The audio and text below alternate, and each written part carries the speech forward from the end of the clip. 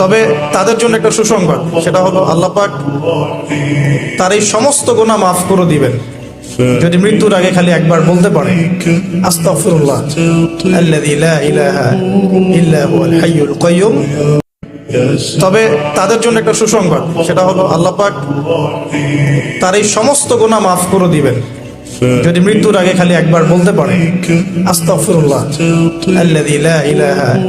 ইল্লা হুয়াল হাইয়ুল কাইয়্যুম। তবে তাদের জন্য একটা সুসংবাদ, সেটা হলো আল্লাহ পাক তার এই সমস্ত গুনাহ মাফ করে দিবেন যদি মৃত্যুর আগে খালি একবার বলতে পারে আস্তাগফিরুল্লাহ আল্লাযী লা ইলাহা ইল্লা হুয়াল হাইয়ুল কাইয়্যুম। তবে তাদের জন্য একটা সুসংবাদ, সেটা হলো আল্লাহ পাক তার এই সমস্ত গুনাহ মাফ করে দিবেন যদি মৃত্যুর আগে খালি একবার বলতে পারে আস্তাগফিরুল্লাহ